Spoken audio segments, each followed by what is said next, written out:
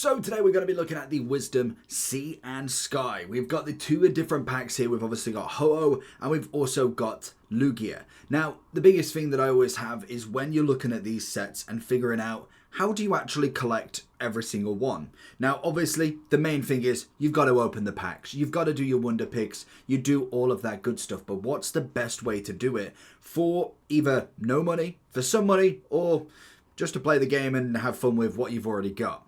Now, obviously, you've got to go between the two packs. Both of them have different variations, and I'll show you how you find which of the different packs you need to potentially open. So obviously I am doing this pretty much for nothing, and you can see there we managed to get two new. When obviously you're going through all of these sets, if you get anything new, you then get to the end here and you can shuffle them up and it will show you in the Pokedex what you've got. You don't have to click OK straight away, so this is another way to have a look quickly through what you actually need. Obviously you can't click on anything from here other than what you've already got, and you'll be able to see the difference of the bottom as well of kind of what you're still missing. Now, if you are looking for specifics at what you actually need, what you want to do is go into the points here. The pack point exchange is normally somewhere where you can obviously exchange. Say I need the Blossom, I can go and get one from here. So if you've got one or two cards left, then it's a possibility that you want to do it here. If obviously you want to utilize this for all of the kind of more major cards, your gold Lugia at 2.5, or any of the shinies that are harder to get than any of the EXs, then that's always going to be a good way as well. With the pack point exchange, it doesn't matter which pack you are opening, you are getting pack points for both anyway. So if you were kind of thinking, oh, okay, well, I need X amount of cards from obviously Lugia, you can see that with, for instance, Espeon EX, as it says here, it's got Wisdom of the Sea and Sky and it's got Lugia underneath, meaning that this card is only specific to the Lugia packs. Hence why when you go here and I go for the Umbreon, it has the Ho-Oh instead. Now, if you go into your decks, you'll be able to see this nice and easily. So for instance, the newest deck tends to always go first if you put that in the sort order. And as you click on number 5, I can see that Tangrowth is going to be in the Ho-Oh decks. Sometimes in previous decks it can be in multiple. The fact that we've only got 2 rather than 3, I believe most of them should be in one or the other, and you want to weigh up what you actually need. Now there's going to be plenty of sites online that you could possibly hold a tracker, and it could even give you the data for it without writing it yourself. But naturally, if you look through and see, okay, well, I've got 50 new that I need from Lugia, then maybe putting in a few more packs from there is going to be the better option rather than necessarily going more Ho-Oh and trying to get more of the specials. Obviously the specials here as well, you can't see them unless you go into the pack point exchange or you manage to add one to your Pokedex. Other than that, they are just here and they just follow suit as they are secret rares as such. Now, how do you get the packs? What's the best way?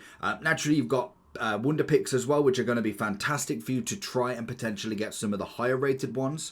The one thing I would suggest when it comes to wonder picks, I normally only go for illustrations at the absolute minimum. Sometimes the EXs if I really need to go for that one specifically, but for instance for something like Sentra here, I may give it a go. Now I do kind of normally try and wait because my daughter really likes to do the wonder picks, so she's used a lot of my stamina points. So I normally wait and just wait for me to have 3 or 4 stars left and I'll possibly go for them. And sometimes you hit them, sometimes you don't. It's just a nice little extra if you do find potentially a secret rare. If you find like a gold card or a shiny card comes up that's a full art, then potentially that would be worth potentially recovering. Same with obviously when it comes to the expired ones. I normally keep a few of the expired tokens as well, just to give me that chance. If I ever find a god pack, if I ever find something that can guarantee me a big pull, then obviously I can utilize it there.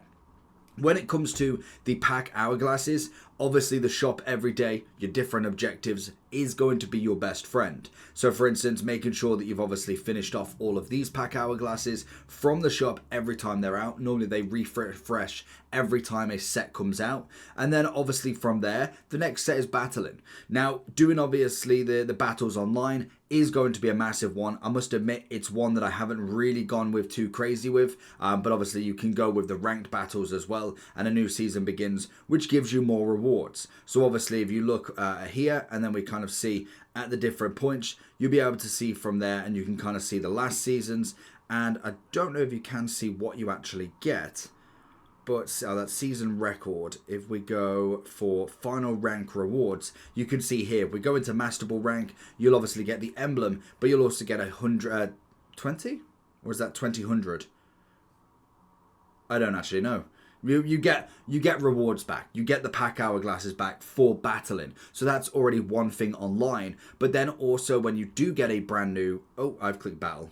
Let's back out of that. If obviously then you do your solo battles, you'll obviously have, for instance, the Blissey event, which will give you pack hourglasses, also extra promo cards and shop tickets. You can then continue to buy your pack hourglasses and also gain them back as well. So utilizing all that together is going to be the best way for you to get as many packs as possible and utilize on these packs for little coins spent.